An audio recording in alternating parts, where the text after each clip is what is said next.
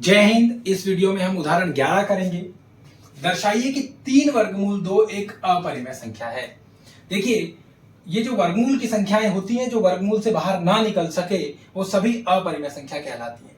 और कोई अन्य संख्या यदि उससे जमा हो रही हो, उससे घटा हो रही हो, उससे गुना हो रही हो, उससे भाग हो रही हो, तो वो संख्याएं भी अपरिमेय हो जाती है। ठीक है, इस तरह की संख्याएं हैं। जैसे अगर हम जीरो की बात करें, जीरो से यदि कोई संख्या गुना होती है तो उसे जीरो कर देती है। जीरो से यदि कोई संख्या भाग होती है तो उसे वो जीरो कर देती है। परंतु जमा और घटा करने में जीरो के साथ कोई फर्क नहीं पड़ता है। यहां पर क्या है कि यदि वर्गमूल में कोई संख्या है, यानी कि वो एक अपरिमेय संख्या है, और अगर कोई संख्या, अन्य कोई संख्या, कोई परिमेय संख्या यदि उससे जमा हो, घटा हो, गुना हो, भाग हो, तो वो उसको भी क्या बना देती है? अपरिमेय बना देती है। यहां देखिए 3 वर्गमूल 2 से क्या हो रहा है? वर्गमूल 2 एक अपरिमेय संख्या है, जिससे ये गुना हो रहा है आपस में, तो ये 3 भी क्या हो गया? इसके साथ में मिलकर एक अपरिमेय संख्या बन गया, यानी कि पूरी की पूरी संख्या क्या बन गई? एक अपरिमेय संख्या बन गई। हल कैसे करेंगे? ध्यान दीजिए कि माना 3 वर्गमूल 2 एक परिमेय संख्या है। हम इसका उल्टा लेकर चलते हैं, जो दिए गए के विपरीत है।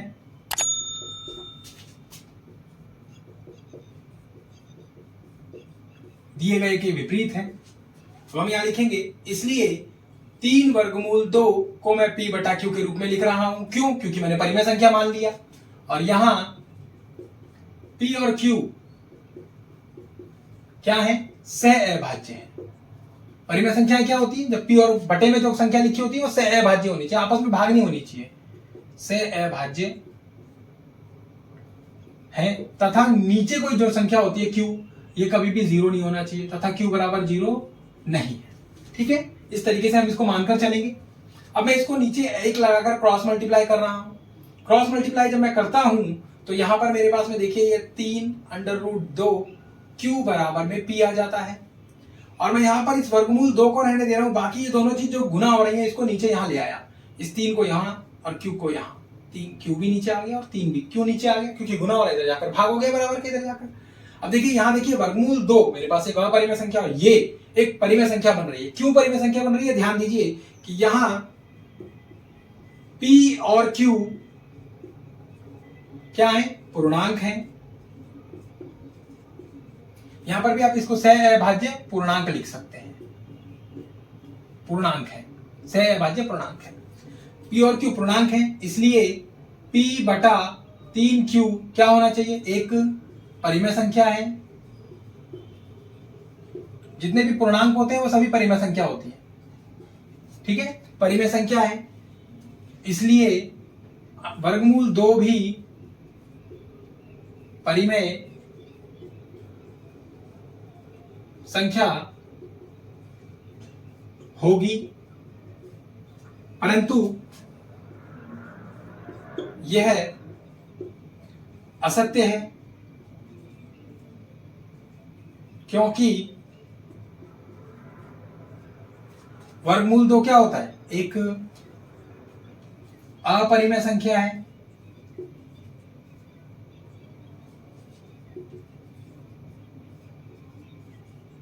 देखिए बात क्या है, बोल रहा है कि ये जब अगर ये परिमेय हुआ बराबर है, ये परिमेय है तो ये भी परिमेय होगा, अगर ये अपरिमेय है तो ये भी अपरिमेय होगा। ये तो हमने फिक्स कर दिया कि ये परिमेय है तो ये भी परिमेय होना चाहिए, परंतु हमें ये पता है कि वर्गमूल 2 क्या है? एक अपरिमेय संख्या है। तो इसलिए हमारी कल्पना गलत है। जो हमने माना था कि ये एक परिमेय संख्या है वो गलत है, और इसलिए 3 वर्गमूल 2 एक अपरिमेय संख्या है। जब हमारी कल्पना ही गलत हो गई, हमने मान लिया था परिमेय, मगर वो परिमेय तो निकला ही नहीं, तो वो क्या हो गया? एक अपरिमेय संख्या हो गई। होप आपको वीडियो समझ में आई होगी, क्वेश्चन समझ में आया होगा। मिलते हैं अगली वीडियो के अंदर। जय हिंद।